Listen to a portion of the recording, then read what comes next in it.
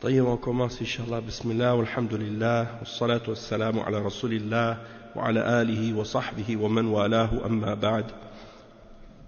On continue donc notre explication du livre Al-Furqan bayna awliya ar-Rahman wa awliya al-Shaytan du Cheikh al-Islam Ibn Taymiyyah rahimahullah avec les commentaires de Cheikh Salih al-Fawzan hafidhahullah ta'ala.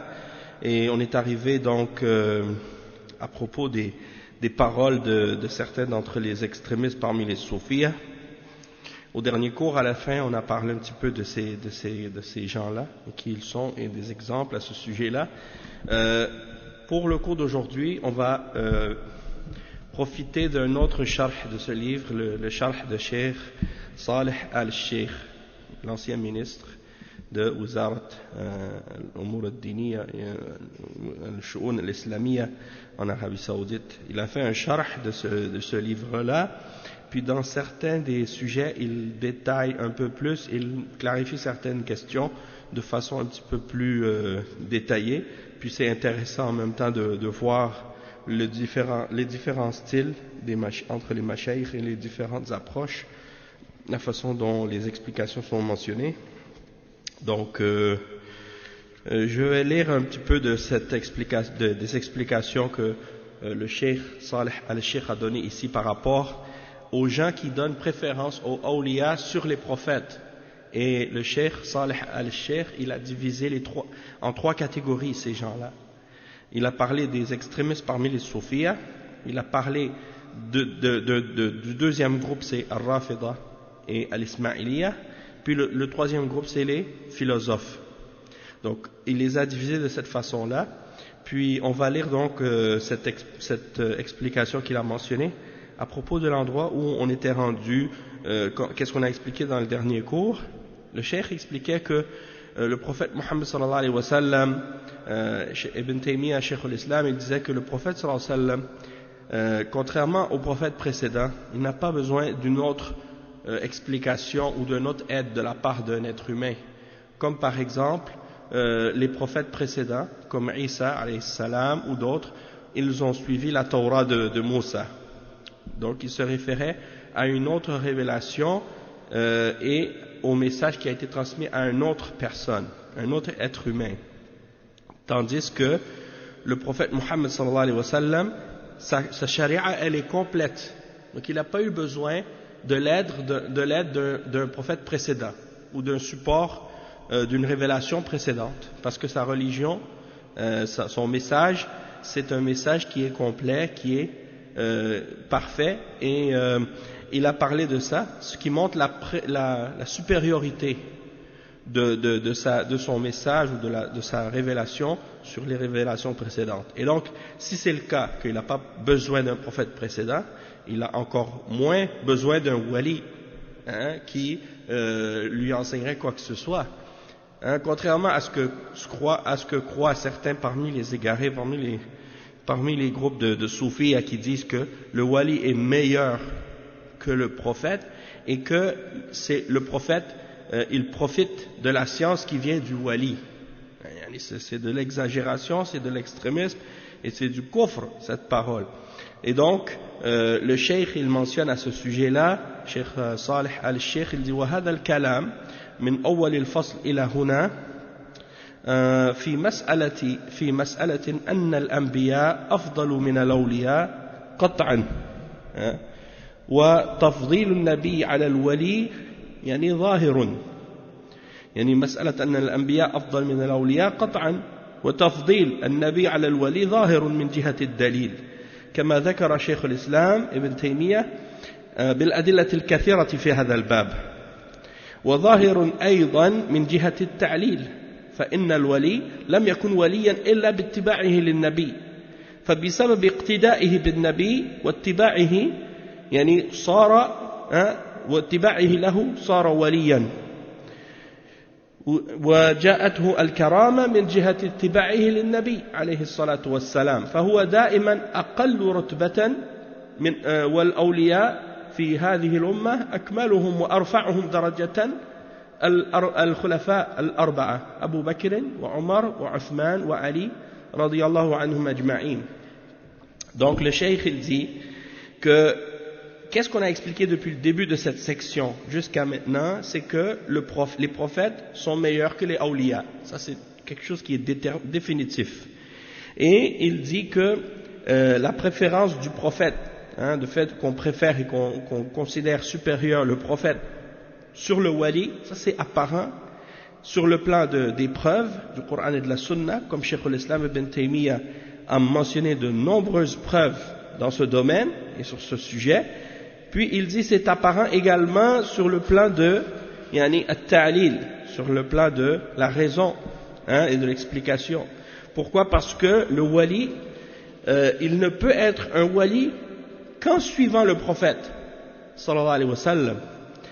Et c'est par le suivi du prophète sallallahu alayhi wa sallam et le fait qu'il le prend comme un modèle qu'il devient un wali. Donc comment on pourrait prétendre ou dire par la suite que le wali est meilleur que le prophète? C'est une contradiction. Et il dit, et le wali, il n'a obtenu de karama que par rapport à son suivi du prophète sallallahu alayhi wa sallam. Donc il va toujours être dans un degré inférieur au prophète.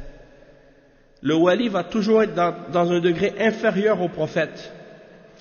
Et il dit, en ce qui concerne les awliya dans cette umma, les plus parfaits et les plus élevés en degré parmi les awliya seront, bien entendu, les 4 khulafa ar-rashidin.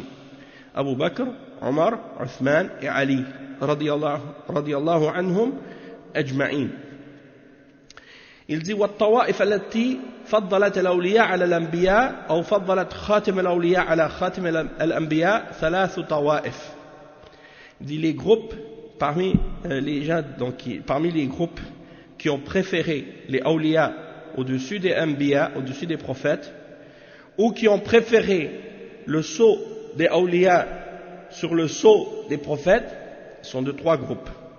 Il dit وأما الأولى فهم غلاة الصوفية والثانية وهم الرافضة والإسماعيلية باعتبار أصلهم بأنهم طائفة واحدة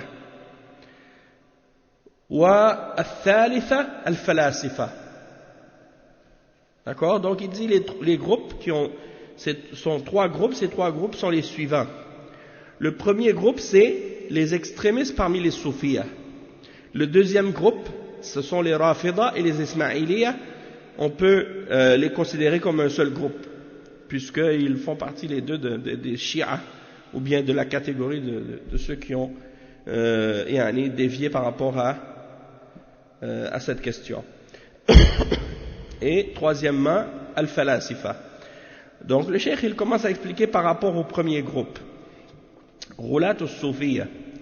فزعموا أن جهة تفضيل الولي على النبي أن النبي إنما يأخذ من الملك، أما الولي فإنما يأخذ من المعدن الذي أخذ منه الملك، كما قال ابن عربي في فصوصه فالنبي يأخذ بواسطة والولي يأخذ بلا واسطة.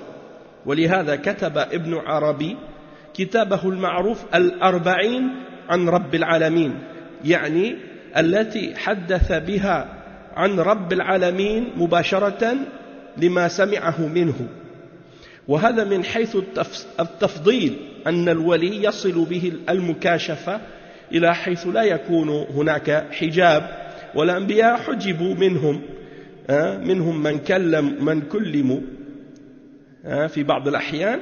أما الولي فإنه إذا اختار أن يسمع الكلام فما عليه إلا أن يصفي قلبه ويعمل بالرياضات الخاصة عندهم، الرياضات الروحية، ثم ينكشف له الحجاب فيصبح يرى ما يحدث في الملكوت ويسمع أوامر الحق جل وعلا للملائكة. Donc, voici l'explication que le cheikh il donne à propos du premier groupe, qui est le groupe des extrémistes parmi les soufis. Il dit, ils ont pensé que le wali est meilleur que le prophète, du point de vue que le prophète, lui, prend par l'intermédiaire de l'ange, la révélation. Tandis que le wali, il prend de la source de laquelle l'ange a pris. Le prophète, il prend de l'ange, tandis que le wali, il prend de la source d'où l'ange a pris lui-même. Comme Ibn Arabi, il dit dans son livre Fusus al-Hikam. Et il dit donc que le prophète, il prend par un intermédiaire la révélation, tandis que le wali, lui, il prend sans intermédiaire. Donc, selon eux, ça prouve qu'il est supérieur au prophète. Et c'est pour ça que Ibn Arabi, il a écrit un livre qui s'appelle Al-Arba'in an Rabbil Alamin. Subhanallah. C'est-à-dire les 40, je ne sais pas si c'est 40 hadiths ou 40 paroles qu'il prend du Seigneur des mondes. Donc, qu'est-ce que ça veut dire ça? Ça veut dire qu'il écrit dans ce livre-là 40 paroles qu'il a entendues directement d'Allah. Il mentionne dans ce livre 40 paroles qu'il a entendues directement d'Allah. Pour dire que, il est meilleur que le prophète puisqu'il prend d'Allah directement. Donc ça c'est de l'égarement, Allah musta'an. Et le cheikh il dit, et ça, c'est pour dire qu'il considère que le wali, il est supérieur parce qu'il obtient cette, comment on pourrait dire, c'est comme si Allah subhanahu wa ta'ala lui dévoile des choses. Parce qu'ils disent que lui, le wali, il n'a pas de voile entre lui et Allah. Ok? Il n'a pas le voile. Tandis que les prophètes, eux, ils sont parfois voilés. Ils ne peuvent pas, parce que des fois, certains prophètes, Allah leur a parlé. Tandis que le wali, lui, quand il décide lui-même d'entendre la parole, il n'a qu'à purifier son cœur et faire des exercices particulières, des exercices spirituels, comme certains exercices spirituels que les soufis ont développés, et purifier leur cœur par ce genre d'exercice, et automatiquement le voile se dissipe et ils sont capables de voir ce qui se produit dans la création et d'entendre les ordres d'Allah aux anges. Donc c'est par eux-mêmes, par leur propre volonté qu'ils sont capables d'arriver à ça et d'enlever le voile qui empêche les prophètes d'accéder à cette connaissance quand ils veulent. Allah al-Musta'an. Donc ça c'est le premier groupe. Le deuxième groupe, c'est Ta'ifatu Thani al-Rafida ou al-Ismailiya. Donc al-Rafida et al-Ismailiya, ce sont deux sectes parmi les sectes des Shia. Les Rafida, on les appelle les 12, les duodécimains ou bien les 12 imams, al-Ithna Ashriya.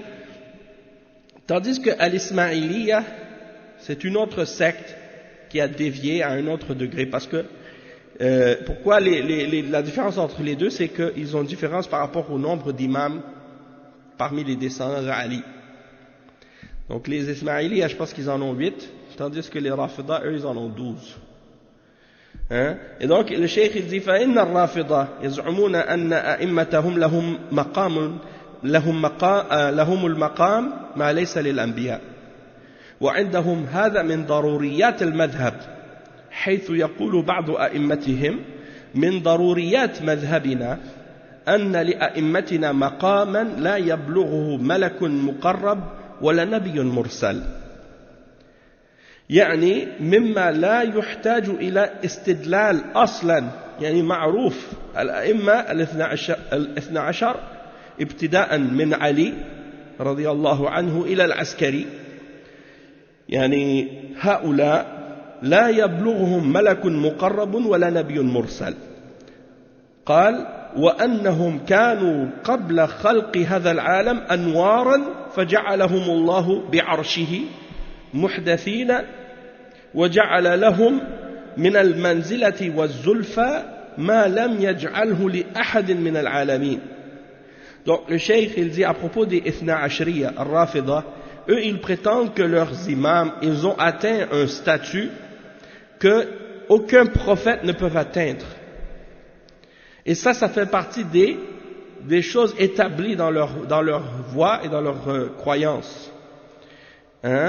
Du fait qu'il dit, certains de leurs imams disent, et en particulier Al-Khomeini, parce que Al-Khomeini c'est lui qui a écrit ça dans son livre Hukumat al-Islamiyya, il dit dans son livre que parmi les choses établies dans leur madhab et dans leur voie, c'est que leurs imams ont un degré ou un statut qu'aucun ange rapproché et qu'aucun prophète envoyé ne peut atteindre. Et il dit, cela signifie que cette chose est tellement établie dans leur croyance qu'elle ne nécessite pas de preuve à la base. C'est quelque chose, yani daruriyat, ça fait partie des choses indiscutables, c'est-à-dire c'est établi et c'est une base connue chez eux. Et ils disent que les imams, les 12 imams, en commençant par Ali, le cousin du prophète sallallahu alayhi wa sallam, et les descendants de Ali par Al-Hussein, jusqu'à celui qu'ils appellent Al-Askari, c'est-à-dire le Mahdi qu'il prétend qui est devenu invisible et que depuis 1200 ans il est dans un état d'occultation et qu'à la fin des temps il va apparaître pour venger soi-disant la famille du prophète sallallahu alayhi wa sallam. Donc toute cette superstition qu'ils ont, qu'ils appellent l'imam Mahdi, qui n'est pas le vrai imam Mahdi bien entendu. Donc ces 12 imams-là, beaucoup de gens disent que leur 12e, il est vraiment, en réalité, leur 12e imam, il n'est jamais né. Parce que quelqu'un ne peut pas, depuis 1200 ans, vivre et puis être invisible, puis qu'il réapparaît à la fin des temps. Et en plus, il n'y a aucune preuve de ça, ni dans le Coran, ni dans la Sunna authentique. Donc, ça c'est un point. Donc il dit que leurs 12 imams, ils ont un statut qu'aucun ange rapproché et aucun messager envoyé ne peut atteindre. Et qu'ils existaient, ces 12 imams, avant la création du monde, et qu'ils étaient des lumières autour du trône d'Allah. Ouais, ils existaient sous forme de lumière autour du trône d'Allah. Et que Allah leur a donné un degré et une proximité qu'il n'a donné à personne d'autre d'entre les créations, d'entre les mondes. Ça c'est pour les Ithna Ashriya, les Rafidah. C'est leur croyance. Même que Al-Khomeini, il disait dans son livre, justement dans le même livre, dans le même passage, juste après, il dit qu'ils ont une autorité et un respect qui fait que tous les atomes de l'univers se prosternent devant eux, devant ces 12 imams. Et ils connaissent l'invisible et ils savent tout et ils ne peuvent même pas se tromper ou faire d'erreurs, ils sont infaillibles. C'est ça leur croyance. Non, quel dalil tu vas trouver pour ça? Est-ce que tu vas trouver dans le Coran un dalil pour quelque chose de shirk et du kufr? Donc il n'y a pas de dalil. Comment pourrait-il y avoir un dalil pour ça? C'est comme ceux qui essaient de justifier l'adoration des saints et des tombes, et puis qui prétendent avoir un dalil. Quel dalil ils peuvent avoir pour ça? L'islam a interdit le shirk et le kufr. Comment quelqu'un peut essayer de justifier ça par le Coran et la Sunna? Oui, c'est ça. C'est comme si même ça, c'est la même croyance que la croyance des chrétiens, que la croyance des mouchriquines. Et pire même, oui, effectivement. Donc c'est pour ça que les ulama, ils ont dit les gens de bid'a, ils n'ont pas de dalil, ils ont des shubuhat, c'est-à-dire ils mélangent le vrai et le faux, et ils trompent les gens avec des semblants, avec des faux semblants d'arguments, d'accord?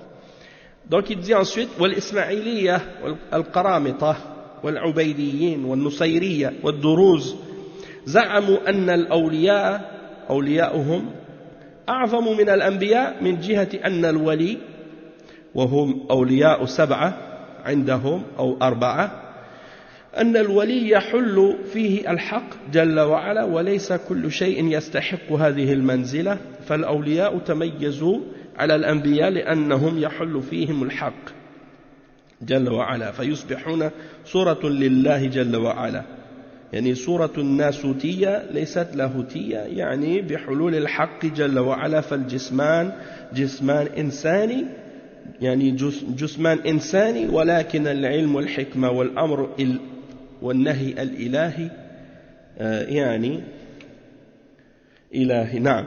Donc ça c'est la croyance de ces gens-là, des Ismaïliya. Et les Ismaïliya, vous les connaissez peut-être pas, mais c'est une des sectes parmi les sectes d'égarement. Ces gens-là sont en dehors de l'islam, ils ne sont même pas considérés comme étant des musulmans.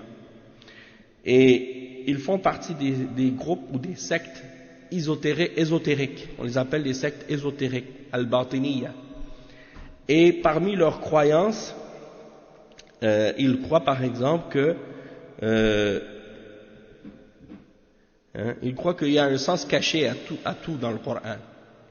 Il y a un sens apparent que tout le monde peut comprendre, mais il y a un sens caché que seulement eux peuvent comprendre et connaître.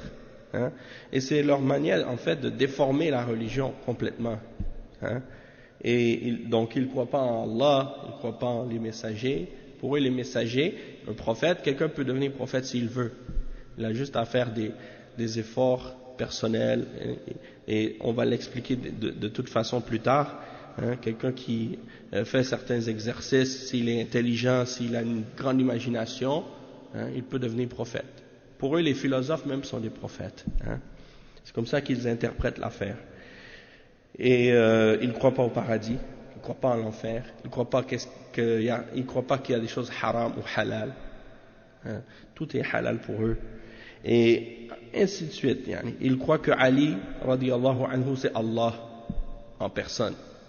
Et ils l'adorent en dehors d'Allah. Et leurs imams aussi les considèrent comme des incarnations divines.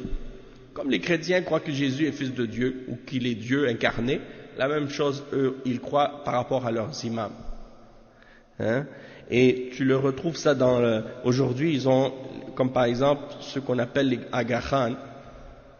Ça, c'est une des sectes parmi les Ismaïliya.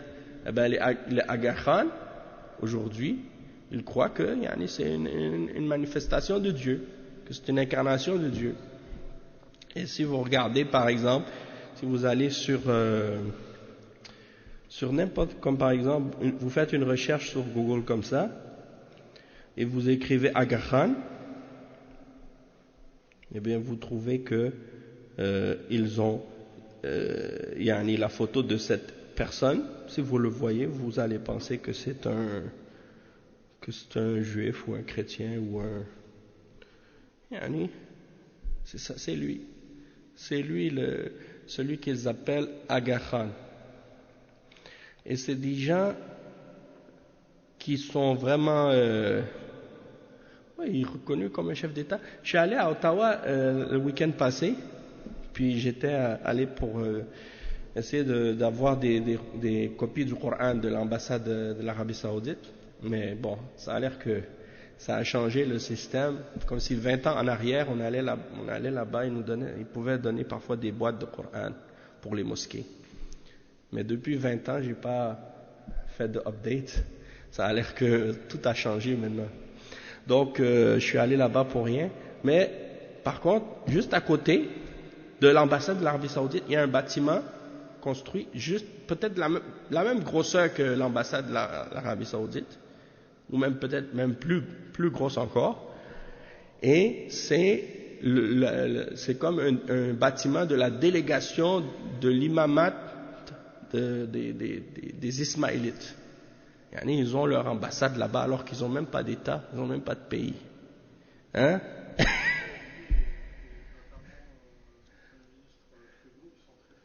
Oui, même il est allé passer des vacances sur son île privée, là, quelque part. C'est un homme, l'Aga Khan, il lui donne à chaque année son poids en or. Tous les fidèles de cette secte, ils donnent à l'Aga Khan, son poids en or. Donc ils le mettent sur une balance, et puis ils mettent le poids qui sort, ils amènent des boîtes d'or, des lingots d'or ou bien des diamants comme ça, puis jusqu'à ce que ça arrive à son poids. Et donc ces gens-là, ils ont beaucoup d'argent, et c'est des gens qui combattent l'islam avec leur argent. Ils font beaucoup d'efforts pour propager tout ce qui peut contredire l'islam et tout ce qui peut opposer la croyance des salafs et la croyance du Coran et de la Sunna. Donc c'est vraiment des shayatin, sallallahu alayhi wa. Et donc leur croyance est pire encore, c'est des mushrikines. Et les ulama d'Ahl Sunna, ils ont déclaré ces groupes-là comme étant des anadiqa, des hérétiques qui sont en dehors de l'islam. Donc parmi ces groupes, il y a les Qaramita, il y a les Ubaydiyya, il y a les Nusayriya, et il y a les Druze. Hein. Tout ça, c'est des groupes qui sont, dans leurs croyances, ils sont complètement en dehors de l'islam. Les Nusayriya, ils croient en la réincarnation. Parmi leurs croyances, ils croient en la réincarnation. Ça veut dire que quand tu meurs, ton âme, elle va dans un autre corps. Puis tu recommences un autre cycle de vie comme ça. Et leurs croyances, elles n'ont rien à voir avec l'islam. Ils croient que Ali, c'est Dieu. Hein? Ils l'adorent comme si c'était Allah. Hein? C'est ça leur croyance. Donc ils disent, eux, que, ils ont un nombre de awliya qu'ils adorent, eux aussi. Puis ils disent que il est une incarnation divine, que Dieu entre en lui. Donc il est une part, comme s'il était Dieu. La même manière que les chrétiens disent que Dieu est en Jésus, eux ils croient la même chose, mais par rapport à leurs imams.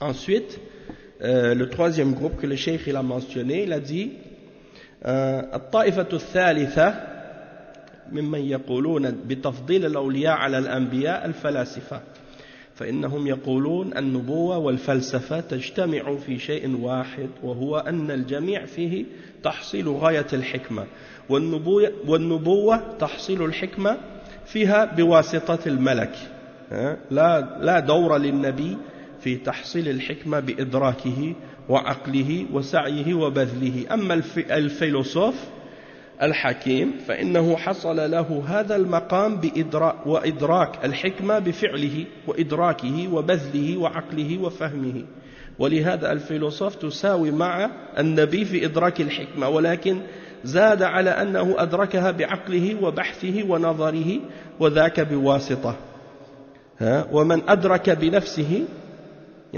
أرفع درجة ممن أدرك بواسطة وهذا القول وكل الأقوال السالفة زندقة وكل من قال بهذا القول فهو زنديق يستتاب على الكفر فإن تاب وإلا قتل وأهل العلم قالوا يجب قتله بلا استتابة ومن أظهر هذا القول فإنه يجب قتله بلا استتابة لأن هذا القول مما لا شبهة فيه أصلا وإنما هي زندقة محضة وما ذكره شيخ الإسلام في تفصيل الكلام واضح من أن الرسالات جميعا جاءت بالإسلام وأن الرسل إنما يفضلون بالإسلام لله رب العالمين وباتباع الأنبياء والرسل ويشرف أقوامهم والأولياء إلى آخر ما ساق من الآيات والأحاديث في هذا الباب.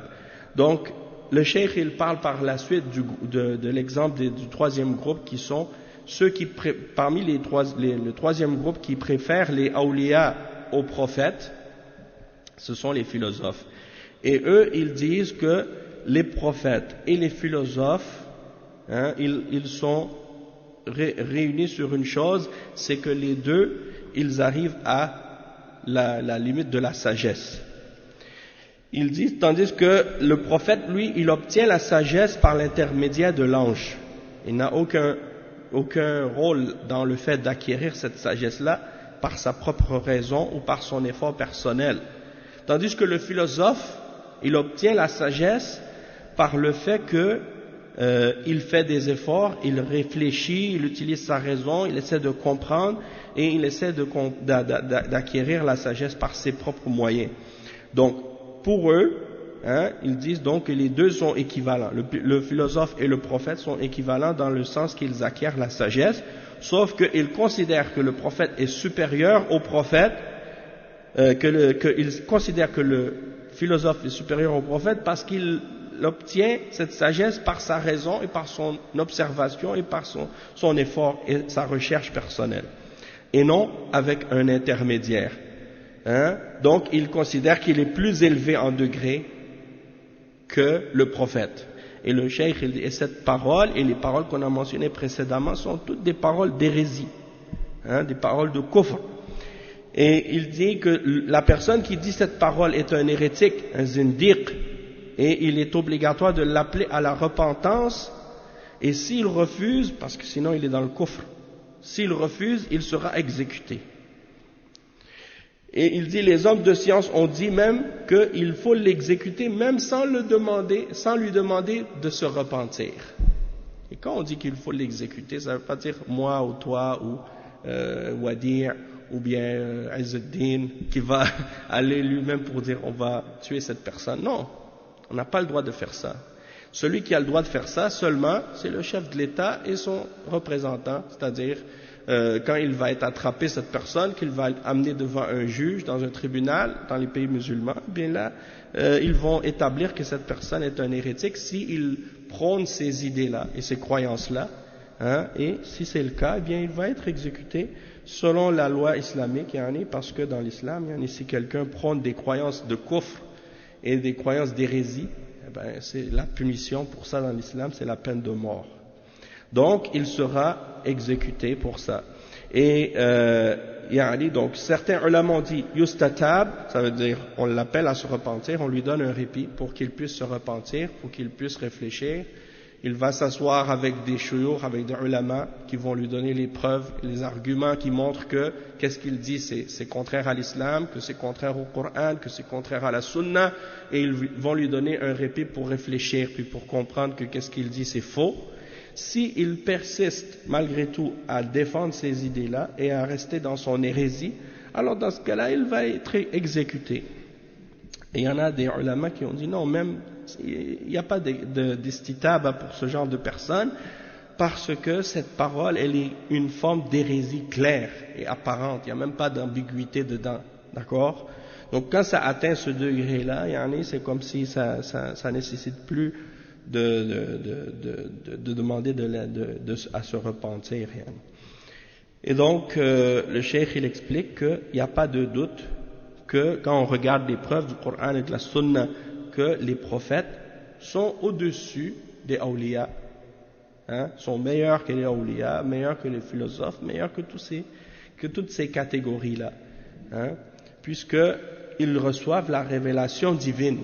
Et que Allah subhanahu wa ta'ala les guide et leur montre la vérité et leur donne les livres.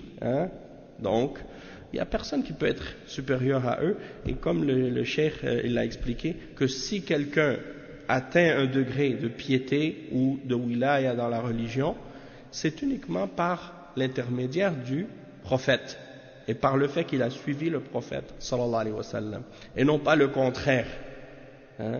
Contrairement à ce que disent les soufis, que les awliya ils prennent directement d'Allah, tandis que les prophètes eux prennent par l'ange.